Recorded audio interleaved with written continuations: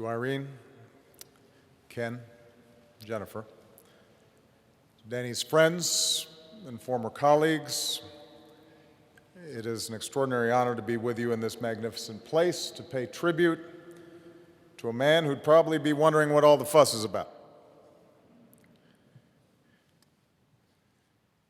This Tuesday was, in many ways, a day like any other. The sun rose, the sun set. The great work of our democracy carried on. But in a fundamental sense, it was different. It was the first day in many of our lives, certainly my own, that the halls of the United States Congress were not graced by the presence of Daniel, Ken, Inouye. Danny was elected to the U.S. Senate when I was 2 years old. He had been elected to Congress a couple of years before I was born. He would remain my senator until I left Hawaii for college. Now, even though my mother and grandparents took great pride that they had voted for him,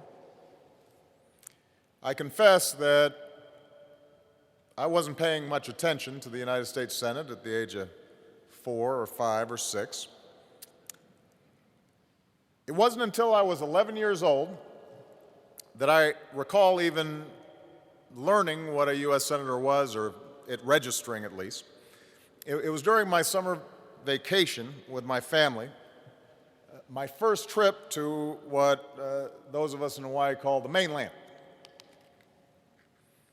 So we flew over the ocean, and with my mother and my grandmother and my sister, who at the time was 2, we traveled around the country. It's a big trip. We went to Seattle, and we went to Disneyland, which was most important.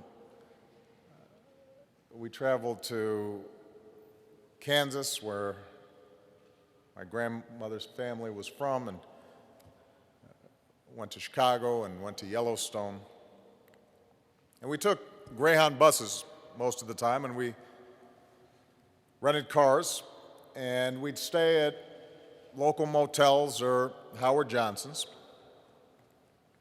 And if there was a pool at one of these motels, even if it was just tiny, I would be very excited. And the ice machine was exciting, and the vending machine, I was really excited about that.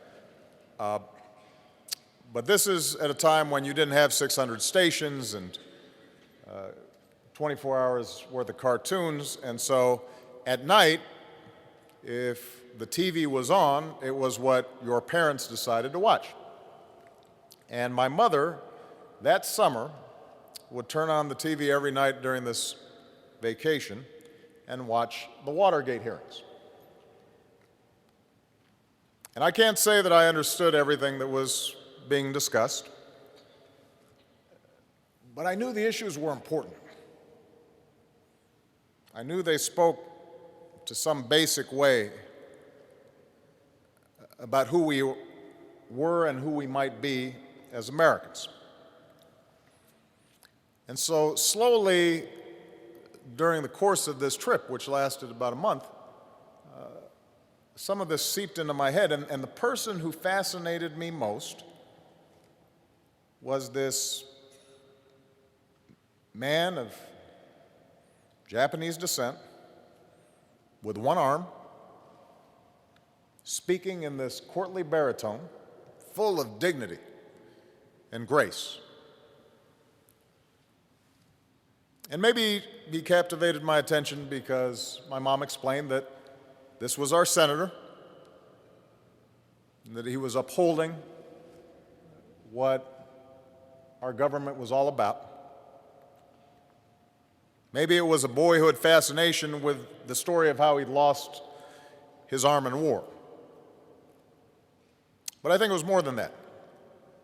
Now, here I was, a young boy with a white mom, a black father, raised in Indonesia and Hawaii, And I was beginning to sense how fitting in to the world might not be as simple as it might seem.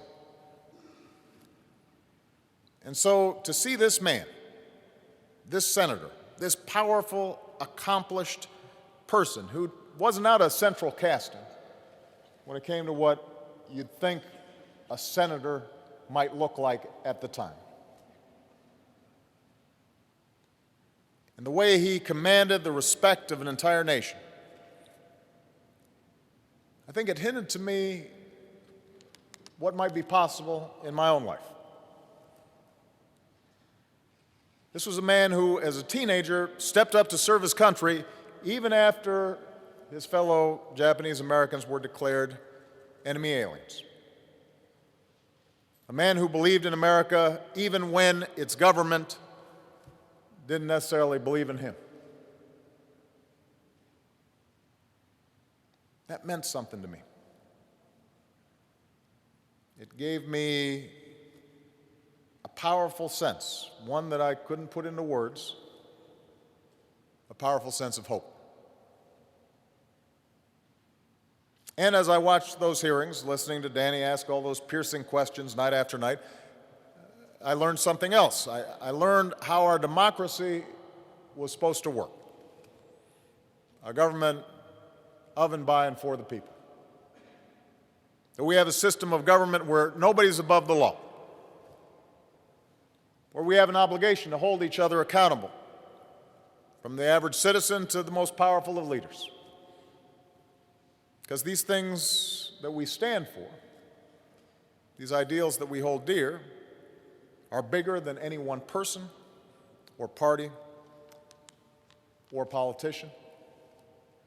And somehow nobody communicated that more effectively than Danny Inouye. You got a sense, as Joe mentioned, of just a fundamental integrity.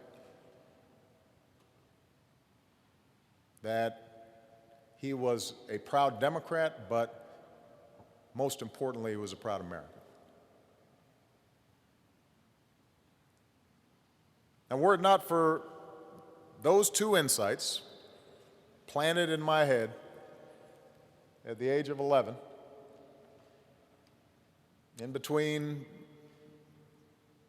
Disneyland and a trip to Yellowstone,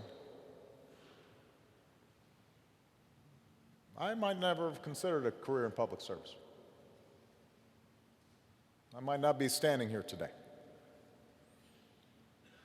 I think it's fair to say that Danny Inouye was perhaps my earliest political inspiration. And then for me to have the privilege of serving with him.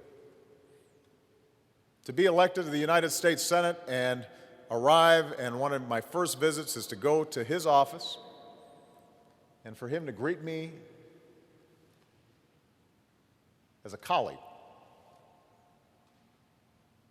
and treat me with the same respect that he treated everybody he met. And to sit me down and give me advice about how the Senate worked, and then regale me with some stories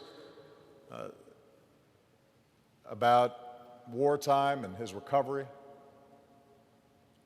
Stories full of humor, never bitterness, never boastfulness, just matter of fact. Some of them, I must admit, a little off color. I couldn't probably repeat them in the cathedral. There's a side of Danny that, well. Danny once told his son that his service to this country had been for the children. For all the sons and daughters who deserve to grow up in a nation that never questioned their patriotism. This is my country, he said. Many of us have fought hard for the right to say that. And obviously, Rick Shinseki described what it meant for Japanese Americans, but my point is that when he referred to our sons and daughters, he wasn't just talking about Japanese Americans. He's talking about all of us. He was talking about those who serve today who might have been excluded in the past. He's talking about me. That's who Danny was. For him, freedom and dignity were not abstractions. They were values that he had bled for, ideas he had sacrificed for, rights he understood as only someone can who has had them threatened, had them taken away. The valor that earned him our nation's highest military decoration. A story so incredible that when you actually read the accounts, you think you couldn't make this up. It's like out of an action movie. That valor was so rooted in a deep and abiding love of this country. And he believed, as we say in Hawaii, that we're a single ohana, that we're one family. And he devoted his life to making that family strong. And after experiencing the horror of war himself, Danny also felt a profound connection to those who followed. It wasn't unusual for him to take time out of his busy schedule to sit down with a veteran or a fellow amputee, trading stories, telling jokes. Two heroes generations apart, sharing an unspoken bond that was forged in battle and tempered in peace. In no small measure, because of Danny's service, our military is and will always remain the best in the world. And we recognize our sacred obligation to give our veterans the care they deserve. Of course, Danny didn't always take credit for the difference he made. Ever humble, one of the only landmarks that bear his name is a Marine Corps mess hall in Hawaii.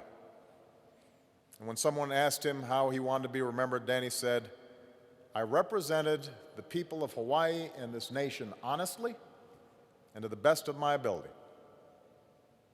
I think I did okay." Danny, you were more than okay. You were extraordinary.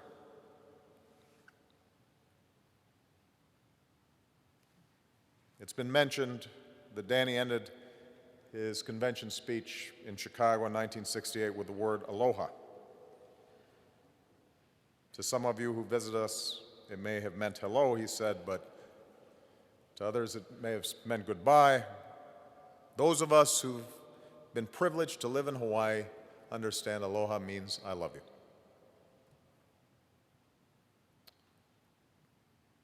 And as someone who has been privileged to live in Hawaii, I know that he embodied the very best of that spirit, the very best of aloha. It's fitting it was the last word that Danny spoke on this earth. He may have been saying goodbye to us, maybe he was saying hello to someone waiting on the other side, but it was a final expression, most of all, of his love for the family and friends that he cared so much about, for the men and women he was honored to serve with, for the country that held such a special place in his heart. And so we remember a man who inspired all of us with his courage and moved us with his compassion, that inspired us with his integrity, and who taught so many of us, including a young boy growing up in Hawaii, that America has a place for everyone. May God bless Daniel Inouye, and may God grant us more souls like his.